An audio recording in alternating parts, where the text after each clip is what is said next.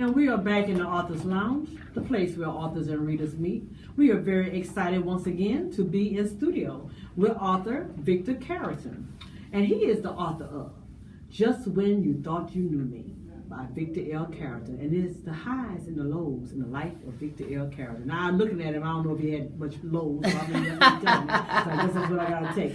Before we go into here, I want to remind you once again that if you are a brand new author and you're interested in getting some interesting information that could possibly save you some money, please go online and look up www.bossbookauthors.wordpress.com. That's bossbookauthors.wordpress.com. Have some excellent information on some online classes we're going to be offering that are very, very cheap.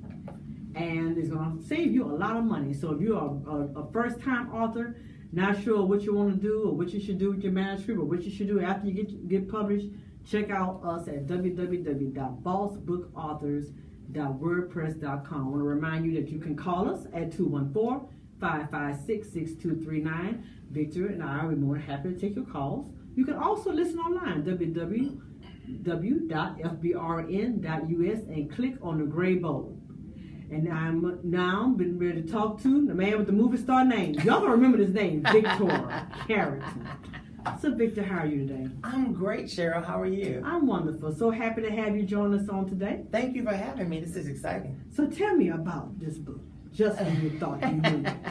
So Just When You Thought You Knew Me is my autobiography. It is my tell-all. Okay. And it's the one time only in this life people will get to know the inner Victor Carrington, because I don't share a lot of my personal life with people. Gotcha. So this is going to be the only time I'll do that. Okay. And this book started as a college essay that I did not know I was writing back in 2002. Okay. And I would update it every time something significant would happen. Gotcha. Until about 2007 when I just stopped touching it. And when I moved to Dallas, in 2015, two people learned a little bit about me and said, oh, you need to write a book. So I thought, okay, God, finally, I'm going to do it, because I felt like all the years since 2000, people had asked me to write this book. Okay. But they only knew about one part of my aspect life. of it. Exactly. They didn't know about the other stuff. So I kind of shocked everybody when I did it, because number one, I revealed myself, and then two, so many people were shocked that I had such secrets that they didn't know. And so it came out December 20, and it's almost been 2 years it's been out. Okay. Came out, went straight to #1, and was #1 for the first 4 weeks it was out. It even beat Muhammad Ali's latest autobiography, 2 of those 4 weeks. So what do you think was the appeal that made it show up to #1? I think it was because it was the tea that was spilled. Okay.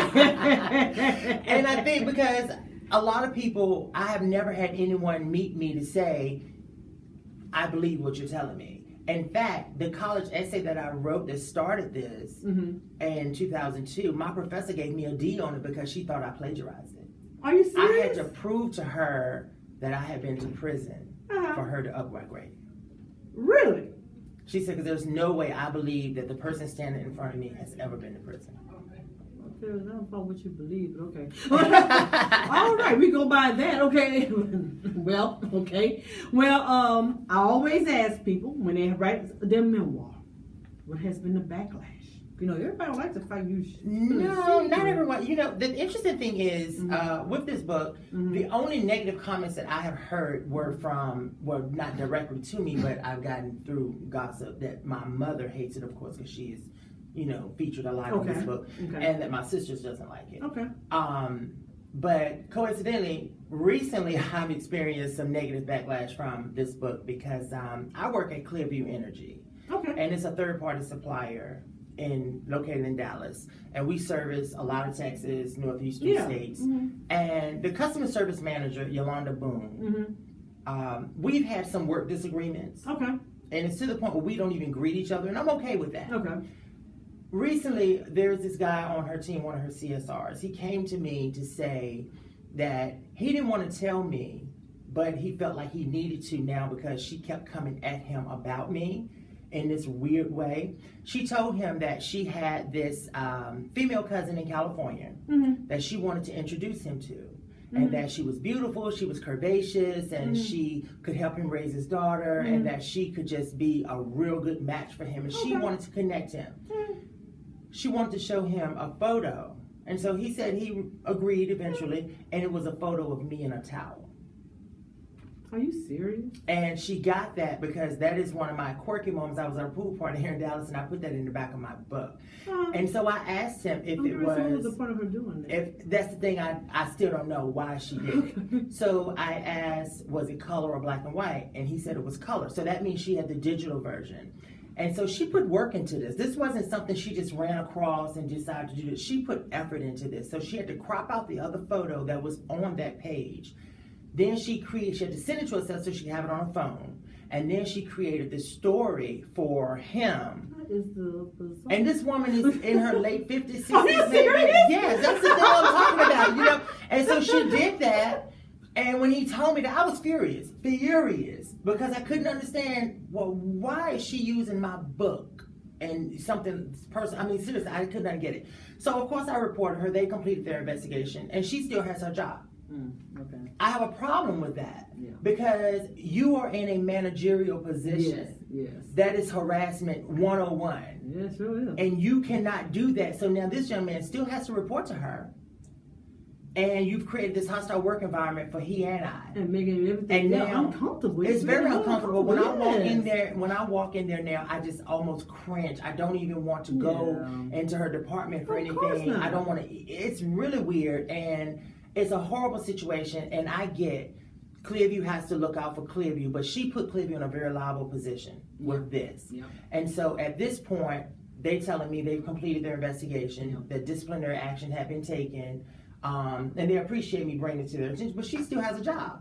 So I'm thinking, this is not cool, you know, because had I did it to her, I would have been fired. Sure. And had she did it to one of the white gays at this company, I do believe she would have been fired. But I was the disposable one, and I don't think that was fair. And so, you know, and it's one of those things where you sit back and, because a couple of months ago, another manager got upset because something I was asking for in my job regarding her department. And so she cursed me out to one of my teammates. But she did it loud enough in front of my VP's door so everybody heard her. But she just didn't direct it to me. But she was calling my name. So it seems like, oh God, you would think you at least could get reassigned or something. So when she did this, of course, I'm told that the CEO talked to her.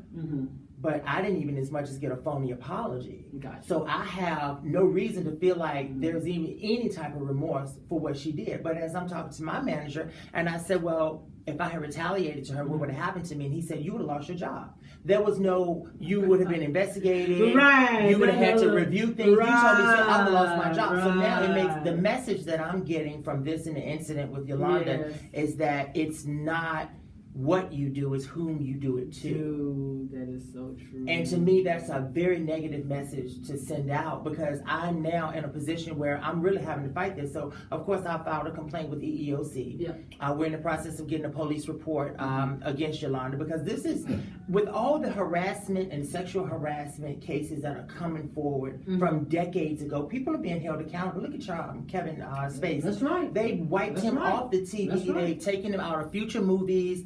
And you just can't treat people like that and think that you're going to get away with it. It's not fair. It's not fair to me, because even though HR is telling me, we did discipline her, what have you done for me? I'm getting ready to say, it doesn't in your situation. It hasn't. Right.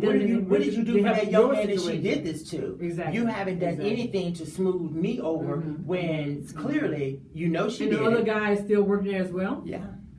So it's a really awkward situation. Very awkward situation. It's very tense, and it's so. I'm thinking, if me telling my story and sharing details of my life, for you to use it in a malicious content, you are dead wrong. First of all, you mocked me for being gay. Then you bullied me by using my picture for him. And then you harassed him and you harassed me by telling him he's going to look at a picture of a female. Now, my thing to HR was, what if he had been homophobic?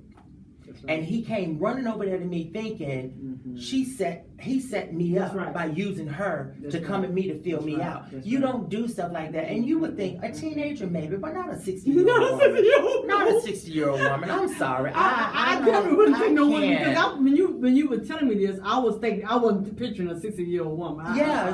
So I don't know if it's jealousy or what her issues are. Too much time on her hand for one. But you know, then the other thing, at work, you're in a managerial position. Why are you trying to do a love connection with anyone at work anyway? Even removing me from the equation, if you really did have this female cousin, why would you do that? Yeah, That to me is just bizarre. like, it's very weird. But that's been the only negative backlash That's enough. that I have gotten from this. And, but anything negative, I take it good, bad, and indifferent. But because she crossed the line with this, I take real offense to this, and I'm going to push this. And, we're still setting up other interviews. I actually have a television news interview set up next week where we'll discuss this even further. Okay. Because you can't get away with this and think that it's okay. You basically telling me that I'm going to do what I want to do, and there's nothing going to happen to me for it, and you can feel however you want to feel about it, and that's a problem. Yeah, it is. That is a problem. It is. So now you say this book has been out how long? Almost 2 years. Now, December 29th. did you all? I know it started off as one thing and progressed. So did you always know that you would eventually write something though? I didn't. Really? I did not know that looking back on it now, I realized that I saved it for a reason, because it was on a 3.5 floppy. Okay. So You saved it for a while. So with this happening, it was when it finally came out and it went straight, I thought, okay, great, this was really meant to be. And there is no success without failure. So for me to have put this out and gone through everything that I have gone through. So just to give you a little bit of background without reading the book, my mom put me in the life of crime when I was 6 years old. Really? She had me shoplifting for her when I was 6 years old. Now I've heard of people doing that. I've never met anyone that actually personally went through that. Yeah, and a lot of people that find this out about me now, they're shocked because there's no substance abuse attached to it. She was just very, very greedy. And Okay. So that became my hustle from 6 to 21, and then there was the different juvenile stints of getting caught, being removed from the home, and eventually 2 prison sentences, where the second sentence I was locked up for 7 years and 3 months. So let me back up a little bit. Okay, so you said she started you on this life of crime at what age? 6. At 6. So did were you having legal interference during that time, or like with maybe getting caught and they put you? No, like, I didn't get caught the first time until I was about 9. To about 9. So when you got caught, was it end up being like a CPS involvement thing or anything like that? It was probation. Okay.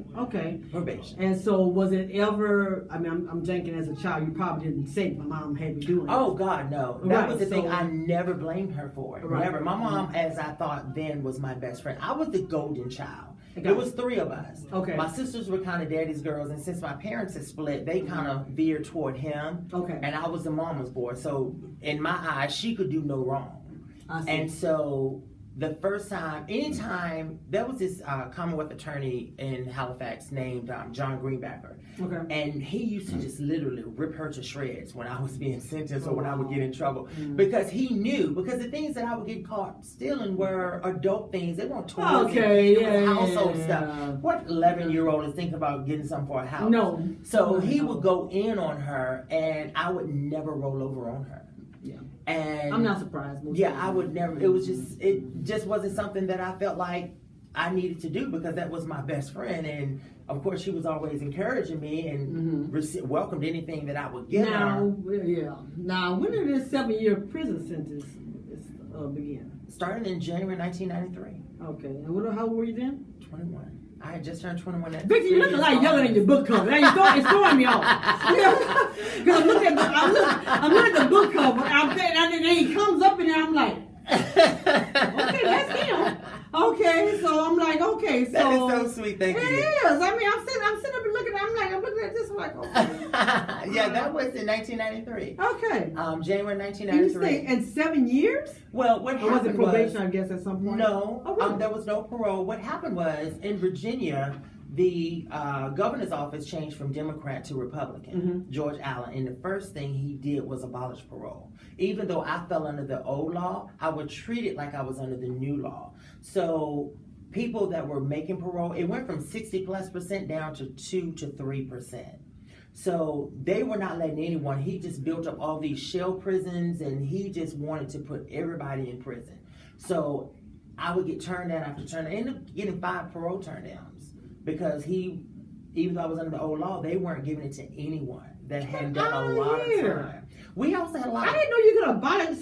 They ever abolish parole anywhere. That's news to me. Yeah, they did that. If you were sentenced before January 2003, I mean 1993, you still go up for parole. But anybody after January 1993, you do 85% of your time. There's no more parole. Get out of here. And you spent the entire 7 years there? Well, I had a 10-year sentence, so I did 7 years and 3 months.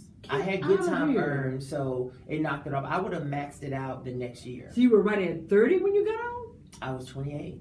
Get out of here. Oh my goodness. I hate to hear that. That's just so. But was this like your first? I know you had like the juvenile stuff, but as an adult, had you had a lot of legal issues? No, I had been to prison one other time. Okay. For 19 months, and that was where I totaled with the jail and the prison 19 months, and I was ended up being at a location that was 5 minutes from my house. I had relatives that worked there, so it was no rehabilitation. Okay, gotcha. I was 18 years old. When I came home at 19, I was wide open. I mean, it just, I went back. I had money to make. Because also by then I was making money doing this. Okay. So I was making a lot of money. So the whole hustle about providing for my family and all of that was compounded when the money started to come in. And I'm making sometimes up to $5,000 a week, tax-free money. Wow. Just for going out on Monday to Thursday boosting. Because I had people that wanted it. So I didn't just go out and get it and try to sell it. I had people, when I went to get it, it was someone waiting for it. Exactly. And I had the heart to do the big things. That's my girl who puts me into that, selling it. She said, you got the heart to do the big things. I will come out of the stores with anything. Get out of here. Well, you had the little things when you was way back from a kid, so you had already progressed. So yeah, I have progressed quite a bit. Yeah. Okay. Victor, I cannot see you in prison. And I work in corrections. I'm having a hard time seeing it. Well, you know what the interesting thing is? I'm glad I don't look like what I've been through. I'm glad you don't either. I'm so glad I don't look like what I've been through, because what a lot of people don't understand is that this could happen to anybody. Anyone. Exactly. We've all done things that could have put us in prison for a very long time. Yeah. The difference with me and others is that I got caught and held accountable, and other people didn't. And that's really huge for me, and that helps me in my growth today, because it helps me understand what I've gone through, where I've gone, and how easy it would be for me to go back. Exactly. So, you write this book. Okay, I know you're talking about the other negative feedback, but tell me about, so what was it like to put all of this emotion, because this is a lot. Even as I skim through the pages, this is a lot. So, and I ask people, especially with their memoirs, when you're putting this on paper, I know the emotional toll it must take. So talk a little bit about that, because I imagine you expose yourself to the world. I went totally transparent with this, because when I said I would do it, I said that if I did it, it had to be done 100% honest. I did not want to fluff it in any kind of way, and I wanted people to understand me from a direct impact. That is why I didn't work with book companies. I was contracted to work with 2 separate book companies, and when the content readers got it, they said, oh, we need you to change everything. You cannot write about this. You can't do this. You don't have the right to violate the privacy of others, and you just know we need you to change everything. I said, but this is my life. So I talked to my attorney about it, and he said, well, and I used Superhead's book as an example. Okay. And I said, there's no way she had those celebrities. No people's names. permission, right. Yeah, okay. So he said, well, what happened was they knew that she would make money off of that book. They didn't know whether you would, so they weren't going to take that risk with you. But if the money she made, if someone sued, they just pay a couple $100,000 and move on. But they have no idea how much money you're going to make. So that is why I went to Amazon. But I said that I knew that I wanted it to be just straightforward. I didn't want to, because the things that I've gone through in my life, I would have never imagined. I mean, being in an abusive relationship, almost being gang raped, I would have just never imagined having to deal with that. The heartbreak of relationships, but putting it out there, when I finally put it together that week, Cheryl, it happened so fast, because it was at the beginning of October that I said, okay, I'm going to do it. Okay. I pulled out the floppy, transferred it to a flash drive, and I took a week, and I went in to update from 15 to, from 07 to 15. It was a very dark week because I hadn't relived Yeah. the abusive relationship, Yes. and by then my Yes. mom and my relationship was already over. So Okay. then it was a constant reminder of that, and the way she treats me now, and so it was a really dark week. I can understand. But once I hired an editor from Duke University, and we worked virtually, went home for the photo shoot, did we had a web designer create the cover, and then by December 10th, I had a complete package in my hand. Okay. Just that fast. And it was a situation where I read it, and I said, I wouldn't read the whole thing because I didn't want to be in those black moments, but I kept reading like my preface, and I thought, this is really going to happen. And I had to be comfortable knowing that once I put it out there, it was going to be out there forever. Yes. There will be no pulling back from it. And I'm not one that regrets anything I do. Anything I do, I take ownership of it. If I have to apologize or make amends, I will. If not, I keep it moving. So I knew at that moment that I would be okay with it. So let me ask you, what did you learn from yourself? Now, I always ask people this because when you dig into this type of subject matter and it's personal, and these are your personal experiences that you're pouring out on paper, like you said, for everybody to read. Right. So tell me, what did you learn about yourself through that process? What have you learned as a result of writing this down? Growing up, I was always kind of a pushover a little bit, where I was very insecure. I allowed a lot of people to manipulate me into doing things for them because I felt like I had to buy friends. So in doing this book, it showed me that I am stronger than I thought I was. And even though I still need to pick and choose my battles, I'm not always successful with that. But that I need to stand up for myself. Even with this situation at Clearview, Right, I have to stand up for myself because at the end of the day, I'm responsible for me. Right. And the more people see that they can get away with, the more they're going to try to get away with it. And so I learned that I'm basically a strong person, and I just need to, show that. But once again, we are talking to Victor Carrington, the man with the movie star name.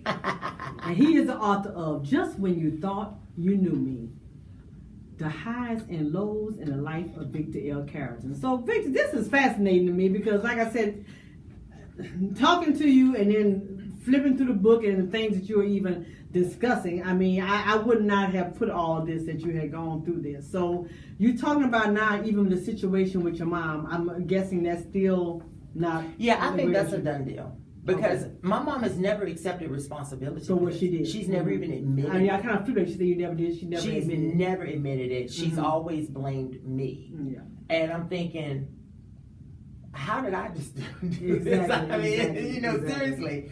And she actually got in trouble herself by trying to get me out of a situation when I was 13. So that's why, And my mom would sue God if she thought she could get away with it. So, some people do. Oh, yeah. If she thought she could get away with it, she would sue God. So I think had she really thought she had a chance, not saying she hasn't talked to an attorney, but I think she realized that she has no win here. Okay. But their relationship is pretty much over. Because people, when you write your memoirs, and like we say, it still is your story. Correct. So, and that's why I like to ask people, we always ask them here, just wait. But what have you done to protect yourself? First of all, I don't want you to get sued, and what was it like to reveal all of this? Because it is like you're just uncovering these layers and layers and layers of stuff. Yeah, I knew going into this that I had to protect myself. So legally, I've done that. That was also another thing that, making sure that, as I said, I take care of me. I have to make sure that I'm covered because that responsibility can't be on anyone else. And so I made sure that I was covered with that. The weird thing about it is my entire family knew this. They all knew. Uncles, cousins, my father, everyone knew. It was people outside of the family that knew I was getting in trouble, but they didn't know that she was at the root of it. So the other family members knew that she was the one that started you down that path, but she still would not admit it. Not admit it. In fact, my two sisters also were doing it. Okay. We all have criminal records because of her. Wow. I am the only one with the felonies. I got you. But they have misdemeanors. But we all have been in trouble because of what she taught us how to do. And it's just really weird. And I get, because a friend of mine told me a long time ago, the things that we go through, we don't go through for ourselves, it's for someone else. Because I used to question God all the time. Probably until about 2009. We all do, yeah. I was like, why me? What is this? And he said, why not you? He said, because God knew you would be strong enough to carry this burden and you will be able to help other people. I wish there were another route I could have taken to get the same information. But it was a situation. it was a reality check for me Mhm. that, because even with having gone through all of that, I live an extraordinary life. Mhm. I mean, God has been really, really good to me. I That's don't good. credit anyone else for that. I mean, I came home. So how this ended, I got my second parole turned down on the second bid, Okay. and I was going to commit suicide.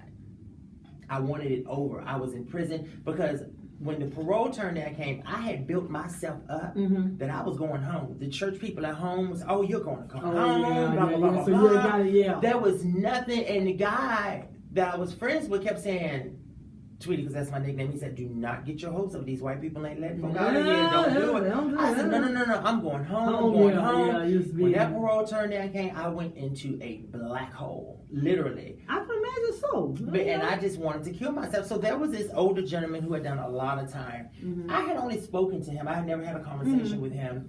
And I was going to the restroom in the dorm one day, and he called me over. He said, "Young blood, come here." Mhm. And I sat down on the bed across from him, and he said, "Why are you here?" I said, "I got caught," or something like that. Mhm. And he asked again. So I said kind of the same thing, and he asked again. So I was a hothead, so I get him to leave. Right. And he was like, "Sit down." So I got scared. Right. So I sat down. He said, "I'm going to ask you again, and I want you to think about it. Why are you here?" And when I sat there, I was like, "Oh, just my nerves." Right. But then it was like my mind just started racing back Uh-huh. to that day in that Winn-Dixie grocery store when she put that pack of pork chops in my jacket and told me to follow her out the store. Mhm. I had never blamed her or even imagined considering Right, she was because the root of your my- mind wouldn't even go there. Wouldn't even Right. see that. And that was the day that Mhm. everything changed. So when I came home 3 years later, Mhm. I was with a renewed spirit. I wasn't going to do this. Mhm. And she was angry because I wasn't hustling anymore. So then I got a job, first job. She wanted all my money. So we constantly argued. Oh my goodness. So I now have to thank God that did happen because I only lived in her house for 3 months before I was out. I had never been Okay. on my own before. Never. Okay. So for me to take that leap to go out into my own independence was huge. And so when I did that changed everything. I started working on my first degree because I knew Okay. the plant industrial work wasn't for me. Okay. Started working on my first degree. We got a job offer at Duke University, business school in Durham, North Carolina. Moved to North Carolina to accept that. Started working on my second degree at Shaw University and finished that in a year. So I'm gonna tell you, like I asked Mr. Mark earlier, so that was, would you say that was kind of the turning point at that point that you were able to, you got through prison, you realized what the root cause was, you realized you didn't want to do certain things anymore. Right. So it's kind of like, you know what, I got to try and build up my life and turn some things around here. Oh yeah, that day when I sat on that bed and I realized that it was her, I knew then that a change had to happen because I couldn't come back because had I gone back to prison, I could have been a 3-strike loser. So okay. I didn't want to, I knew the hustle was gone. I could not do this hustle anymore. I had to shake it and let it go. And when I came home, that was my drive. I came home hitting the ground running, trying to find a job, to do everything I could do because I did not want to do it. It was my first job. I was making $5.85 an hour working in a plant. And I did that. I had to humble myself to do that because I'm thinking like, I already know how I can go make money. Right. Although the game had changed quite a bit. When I came home, they were putting the sensors on meats and aspirins and stuff. So I know the clothes were going to be totally like that. Your clothes wasn't going to work. Right. So, so I thought, okay. But I had that renewed determination. I've always been very smart. I didn't like going to school, but I went because, I knew I had to, and I did my best, where I always got good grades. And so I knew going to college would be easy. So I was able to graduate with the first degree on the president's list. I graduated summa cum laude from Shaw University.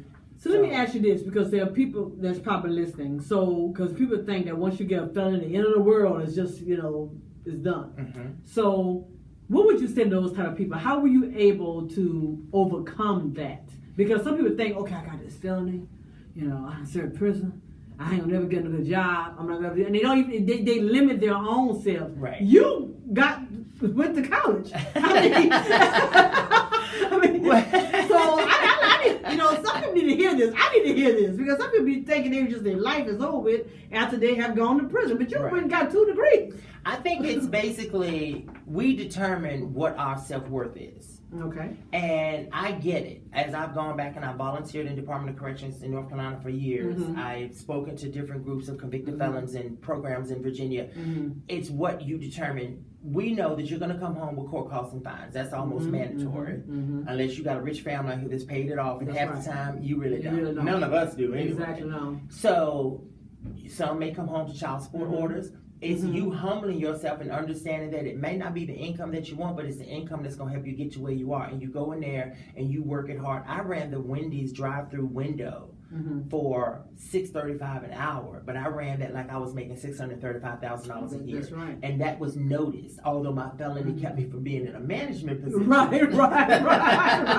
But my work ethic is what took me to higher grounds and higher heights. Gotcha, And even when okay. I got to the offer at Duke University's conference center at the business school, it was a front desk position for the conference center. Okay. And the young lady, we're great friends today, Unica Caraway, when she interviewed me, she said, you know what, I like you. And I had only had one hotel job. And that was a night auditor in Virginia. I was still at that. Okay. And she said, I like you. I'm going to offer you this position. So she got up to leave, and I sat there. She said, is there something else? And I said, you're going to ask me? She said, ask you what? I said, about the felony.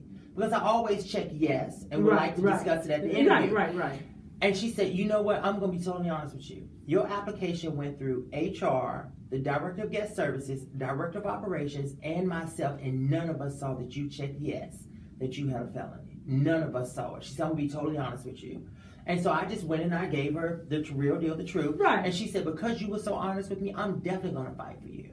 And I didn't learn this until after she left the company, that she did have to fight. She went through hell and high water to get me that job. But it was the best decision made. I was only there 7 months, and I was promoted to the executive assistant to the general manager and the executive committee. Wow. I was the only internal candidate, and the general manager and I are still friends today. That is awesome. And she said to me, we had all had this, she just said, people told me none of the executive committee wanted her to hire me. None of them. Because they knew about the felony and they felt like I shouldn't be in this. But she went against, she said, you know what? I want Victor. That was my first real corporate position. I worked for a nonprofit, but not corporate. Okay. And she tells me today, you being my assistant was the best move I could have made. And so I apply myself. And so I say that to anyone, regardless of what you're doing, go in and give it 150% and apply yourself. Yeah, you're going to make some errors and there are going to be some mistakes, but you don't let that beat you down. You also don't let the society tell you that because you have this felony, that you can't be anything else. And one of the main reasons I wanted to write this book was I wanted to show white people because they feel like if you get in trouble, lock you up and throw away the key. But when you come home, you got to get a job. They hold the keys to those jobs, and they don't want to let you have it. I wanted to let them know there are successful people that you didn't give a thing to help them get to where they are. Because we don't hear about these stories. No, you don't. When someone gets in trouble, girl, don't you know such and such locked up again? But you don't hear about, girl, did you know how good such and such over there doing? We don't hear about that. We don't hear those. And so I felt like telling this was a huge way of letting people know that the state didn't give me anything. I came home to a $1,000 checking account and a lot of hopes, and I just made it work for me. And I agree with you 100% because you see it all the time, and I'm just glad that you were able to. To overcome it, because that's really a testimony right there. I'm like, you passed, your application went through all these steps, and no one, saw that you checked yes to I having a felony. I'm like, that was, and I knew then that was God. Oh yes. I just purchased my third home last year. I have just done remarkable things, and I've just taken advantage of the opportunities that were given to me. And so I would say to anyone, as I've said in the past, don't walk into it with the expectation that you're going to have that $100,000 a year job because it's unrealistic. Right. Go in and accept the pay that you have. Make it work for you. But then if you have to work 2 jobs, do that. But, you're never down and out. That's what society and the system wants you to think because you have this convicted felon. I've got my rights back. And I'll tell you, it is so discouraging. I got my rights back in 2004. Okay. So I can do everything but hold a firearm. Okay. But I'm still limited. Even though I got my rights back, I can't be a notary public. I can't sit on a jury, although the jury is part of the right. You can sit on the jury, but that felony comes up. So what was the purpose of that? So really, the only right I really have is able to vote. Really? That's the only one. So I tell people, use every opportunity that you have. Get your rights back. In Virginia, you can't expunge your record. You can't. If you Virginia got some tough laws, huh? If you plead guilty or if you were found guilty without litigating circumstances, you cannot expunge your record. And so I'm stuck with this. And it's been 26 years. And it still holds me back from certain things. Wow. But I don't let that hinder Don't let that hinder you. I Just do not keep let that pressing hinder forward. me. That's Now, I what will do. say, in the beginning, it is a little tough because it bothered me in the beginning because I was getting those turn downs for the jobs. Well, you can't hire you because of this, and I knew it was a felony thing. But the moment I got that first opportunity, I mean, I've been an assistant manager of a convenience store, night auditor of a hotel, executive assistant, you know, so I've had really great job opportunities. I just made sure that I go in and apply myself. And when you had those opportunities, you maximize those opportunities. Exactly. And I'm always giving back to try to help other people with theirs. I've helped maybe 7 guys in Virginia get their rights back by writing letters for them. That's awesome. Because so many people don't know you can do that. That you can do that. Exactly. Once again, we are talking to author Victor Carrington. He's the author of Just When You Thought You Knew Me, The Highs and Lows in Life of Victor L. Carrington. Victor, we're going to let you share some of what you want to share from your book. I'm sure some of us are interested in hearing that. Remember, you can call Victor at 214-556-6239. You can listen to us online at www.fbrn.us and click on the gray bold. And you know, it's very true what you're saying, because a lot of times people do not realize that, you know, when you do get that opportunity, maximize it. You know, we're so busy and we don't, and like you said, even you got that job wasn't paying for 6 something hours. You worked like you was, you know, making, you know, 10 times. And you have to live within your means. You have to understand, because for a long time, I was buying stuff out of Dollar General because you have to live within your means. You have to do that. You know, of course, I couldn't afford Macy's back then. Or else I would have been in debt, and that wasn't the goal. Right. I still shop at Dollar General. For my cleaning supplies. I get it. I get it. I know, but I was buying my cosmetics out of there. Oh, okay. Yeah, because it was $1 tube or 2 You're right. Yeah. You know, not knowing that it wasn't approved by the American Dental Association at the time. But no, seriously. And I tried not to accumulate any debt. You know, I had a car payment that was $235 a month, and it was actually $100 and some a month. Okay. But I didn't want to. It was like, you just have to do that. You have to humble yourself. Now, I get it. If you got child support and you got the social services knocking at your door saying you owe this, you may have to work 3 jobs, but you do what you got to do. You do what you got to do. Unless you okay going back to prison, letting them tell you when you can rest, go to the restroom, shower, go outside, when you can eat, which that's not a life for me. I can't do that anymore. Exactly. But we're ready when you are. Okay. On this particular day, I was interrupted by my daydream by the whistling, signaling dinner. Brian instructed me to get dressed so we could go to the dining hall. I refused, telling him I wasn't hungry. He looked at me and said, "If you don't go put your MFing clothes on, I will push your face through this effing glass." He was so angry and did not respond well to rejection. At that moment, I was able to see the glass coming at my face. So not wanting to endure his wrath, I conceded and went to dinner with him. Skipping downward, later that evening, church call was announced. I took the opportunity to go to the watch commander's office because I was trying to tell this was a relationship that had went totally south. Okay. And he was a kingpin, and he had drugs in there. We had people ODing on heroin. It was ridiculous. So it was almost count time when I returned to the dorm. As everyone was settling in for the night, Brian tried to sweet talk me with apologies, but I was uninterested in anything he had to say. I wanted him out of my life. While I had been away from the dorm, he had gone into my locker and taken everything again. He wanted to exhibit his power over me, as usual. When I told him that I did not want anything to do with him, he told me that he'd see my body in a pine box before he saw himself without me. Just for good measure, Brian then punched me in the mouth, busted my bottom lip. At that very moment, I remember thinking that would be the night Brian would kill me. Wow. Man. And when you bring that up, because like I said, I work in corrections too. What was, were you moved for your safety? No. So, interestingly enough, I did not realize it at the time, but the captain, he had the captain in his back pocket. And I realized now that he probably was using, that the captain was probably using. And anything he wanted, the captain let him have it. Anything. There was nothing outside of going outside that gate the captain didn't do for him. Isn't that something? And it was really odd. I was 21 at the time. I didn't realize it, It was like, wow. And I realized that once he moved him into my dorm, just easily, I knew, okay, this is not going to be bad, because he was a very jealous person. And I didn't realize that when we were in the city jail, and he just became worse. When he got there and started running his business, he got worse because he felt so right. And he had, you remember untouchable. Yes, if you got the captain. Remember LL in Too Deep? Yes, he was 10 times worse than that. Jeez. I've seen him beat up people. Because he ran into runners that he had on the street. Well, so he was using them in there too, and it was really, really weird. Where it was like, "Ooh, are you serious?" So, and I'm 21, never imagined being in an abusive relationship. How long were you able to endure that? He came into the system after me, so he got there in November of 1994, and 1993, and it was until going into the summer of 1994. Wow. It was very bad. That's horrible. It was horrible.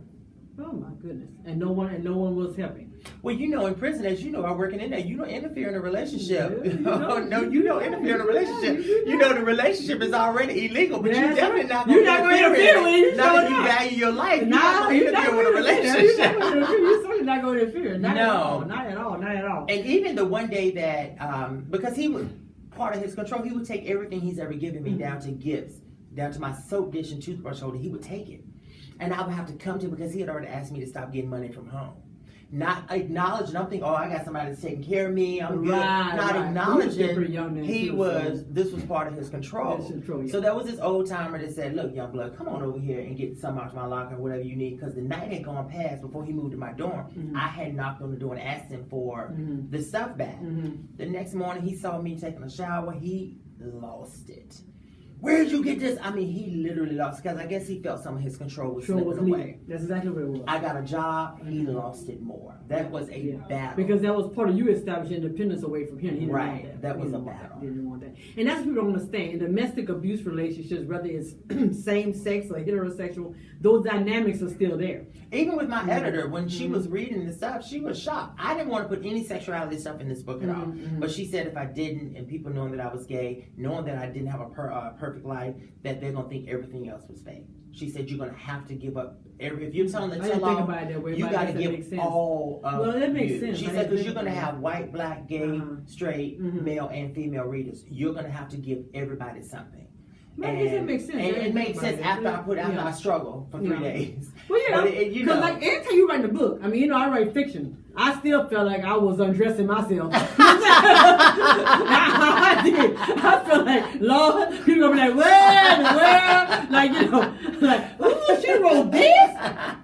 What kind of mind? Girl, I knew your mind was like that. I'm like, okay, I did not do those things. Those my characters that did those things. And since I can imagine with someone that's writing memoirs about something that they ever went through, how they and that was probably one of the most deepest concerns I had is how people, because I never gave up any. People knew I was gay, but people didn't know my inner actions. And so for me to have to go into some detail, because she kept saying, I need meat off the bones. I would give her a little bit when she was like, no, I need more meat off the bones. Now, who was this telling you this? My editor. The editor. She said, I need more meat off the bones because you got to make it relatable. You got to make it believable. And when I finally I got frustrated, just went in. And she said, this is what I'm talking about. Okay. I didn't want to share those things because I thought, some things just probably don't need to be shared, but now that I've done it, I realize that it is what it is. I'm part of a gay organization. It's a group, and we have chapters all across the United States. And our local chapter here,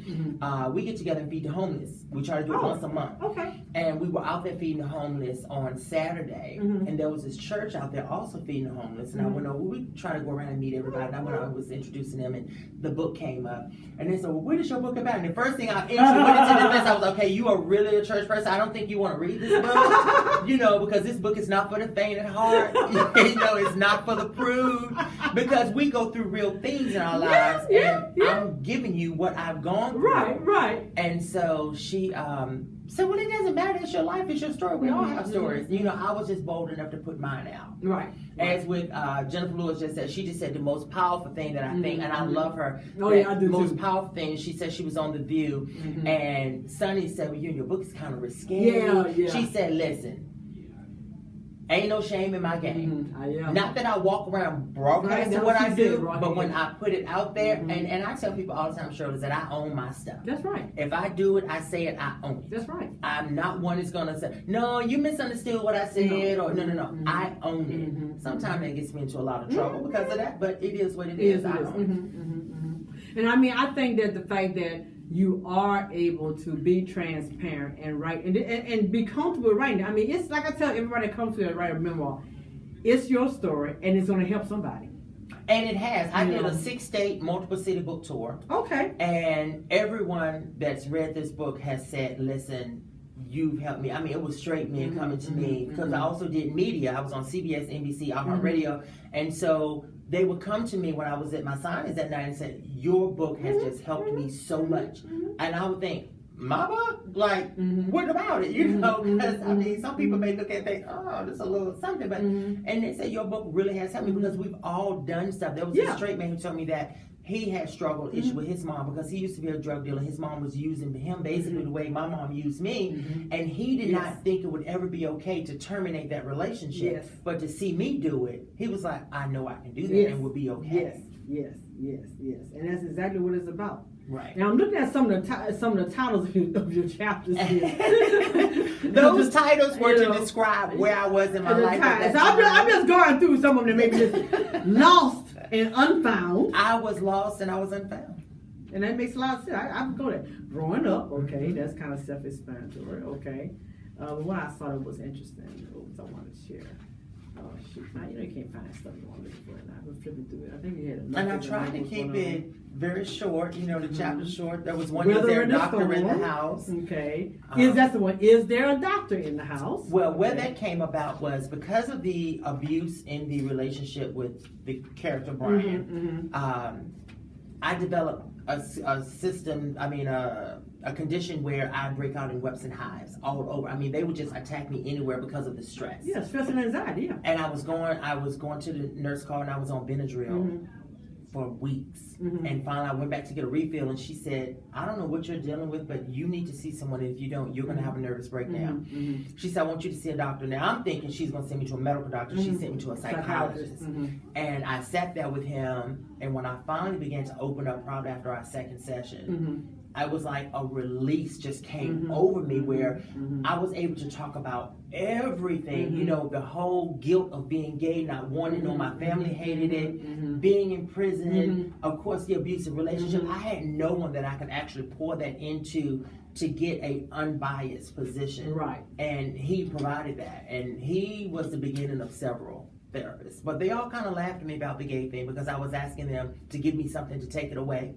Because I knew my parents hated it, right. Family hated it, and I got tired of being called a faggot or a punk. Right, of course. Growing up, I was always called that. Of course, and that's hard to listen, hard to hear. I see the forbidden fruit.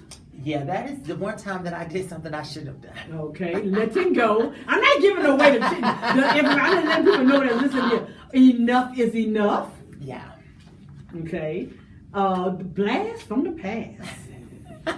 I like your title. So I did. I wanted the book to be totally Victor. This is nice. Laying the groundwork, stone by stone. That is when I began to rebuild and to basically was starting new because I had never worked a job. Never been independent. So that was. And you're talking about revisiting the past, and that will be a part of that process. Yeah. Moving forward, taking a leap of faith. This is excellent. Lessons learned. Yeah, there were quite a bit of lessons learned in my life. Moving on up. And still learning. And regrouping. This is excellent, Victor, because it to me it reminds me as a counselor of what the type of things you're telling people, to do in there and what they have to do to the process of healing. So I like the way you outline this because you're taking people through that process for you. Now, was there any abusive relationships outside of what happened in the prison?